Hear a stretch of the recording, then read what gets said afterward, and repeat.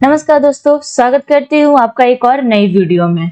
दोस्तों, आज के इस वीडियो में बात करने वाली हूँ प्रोस्टोन इन्फोसिस्टम आईपीओ के लिस्टिंग डे स्ट्रेटेजी के बारे में कि हमारी लिस्टिंग डे स्ट्रेटेजी क्या होनी चाहिए। अगर हमें अलॉटमेंट मिली है तो क्या हमें लिस्टिंग लेकर एग्जिट हो जाना चाहिए या फिर लॉन्ग टर्म के लिए होल्ड करके रखना चाहिए। तो दोस्तों, हम इन सारे टॉपिक पे बात करने वाले हैं इस वीडियो में। तो दोस्तों, वीडियो में अंत तक बने रहिएगा। चलिए वीडियो को स्टार्ट करते हैं। उससे पहले अभी तक आपने हमारे चैनल को सब्सक्राइब नहीं किया है तो प्लीज सब्सक्राइब करें और बेल आइकन को दबाएं ताकि मेरे लेटेस्ट वीडियो आप तक पहुंच सके। और मेरे व्हाट्सएप चैनल एंड इंस्टाग्राम को भी ज्वाइन करें, लिंक डिस्क्रिप्शन बॉक्स में दिए गए हैं। वहां पे हम लेटेस्ट अपडेट देते रहते हैं।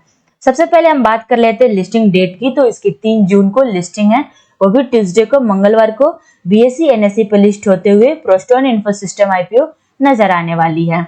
अब बात कर लेते हैं इसकी ग्री मार्केट प्रीमियम की। इसी ग्री मार्केट प्रीमियम में क्या डिमांड चल रहा है, हमें कितने परसेंट की लिस्टिंग पर प्रॉफिट हो सकती है। तो देखिए, इसकी जीएमपी 17 रुपीज पर ट्रेड करते हुए नजर आ रही है। एज ए लिस्टिंग एंड हमें 16% की प्रॉफिट हो सकता है, क्योंकि जीएमपी का अंदाजा होता है, फिक्स नहीं होता है।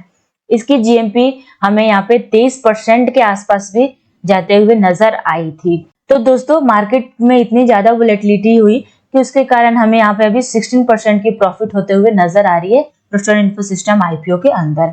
तो कुछ कह नहीं जा सकता कि लिस्टिंग पर हमें 16% की ही प्रॉफिट होगी या फिर 20%, 30% की प्रॉफिट होगी। तो यह फिक्स नहीं है, क्योंकि मार्केट कंडीशन के ऊपर यहाँ पे डिपेंड करता है कि मार्केट कैसी रहेगी अगले दिन, लिस्टिंग वाले दिन कैसी रहेगी। तो हमें यहाँ पे 15% की भी प्रॉफिट हो सकती है, 20% की भी प्रॉफिट हो सकती है, 30% की भी प्रॉफिट हो सकती है। कुछ फिक्स नहीं है यहाँ पे। तो देखते हैं कि हमें लिस्टिंग पर कितने परसेंट की प्रॉफिट होती है। अब बात कर लेते हैं, हमें लिस्टिंग लेकर एग्जिट हो जाना चाहिए अगर हमें अलॉटमेंट मिली है तो, या फिर हमें लॉन्ग टर्म के लिए होल्ड करके रखना चाहिए। तो देखिए, जिन लोगों ने यहाँ पे लिस्टिंग गेन के लिए अप्लाई किया था और शॉर्ट टर्म का जिसका विजन है, तो देखिए यहाँ पे आप लिस्टिंग गेन लेकर एग्जिट हो जाते हैं तो बढ़िया स्ट्रेटेजी होगी।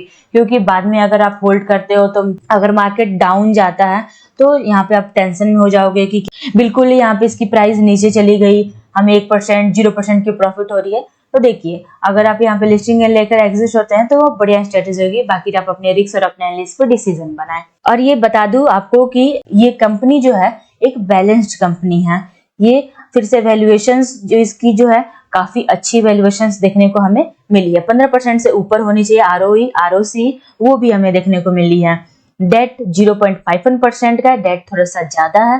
पेट मार्जिन 8-9% के आसपास हमें प्रॉफिट देखने को मिल रही है।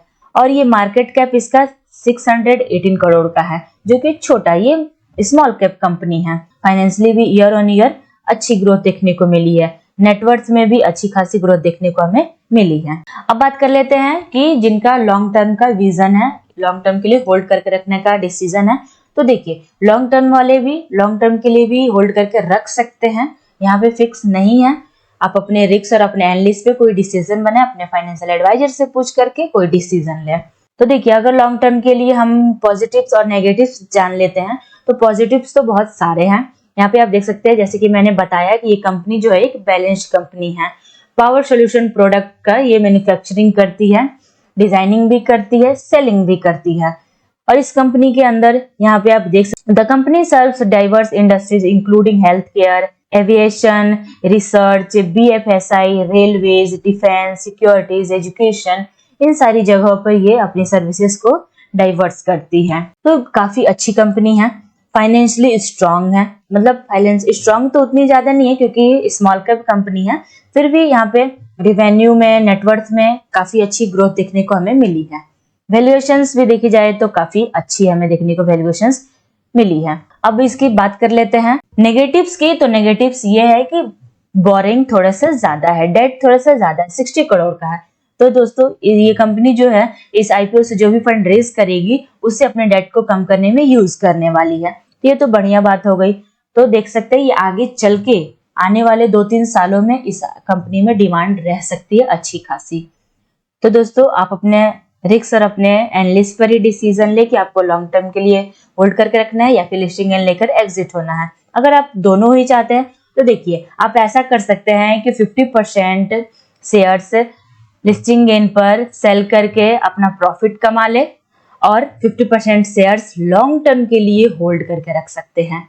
तो आप ये भी कर सकते हैं, या फिर आप लिस्टिंग एंड लेकर एग्जिट भी हो सकते हैं। लेकिन मेरा तो ये डिसीजन रहेगा कि लिस्टिंग एंड लेकर एग्जिट होना बढ़िया स्ट्रेटेजी होगी, क्योंकि बाद में मार्केट इतनी ज्यादा नीचे चली जाती है कि कुछ कह नहीं जा सकता, फिर बाद में टेंशन होने लगती है।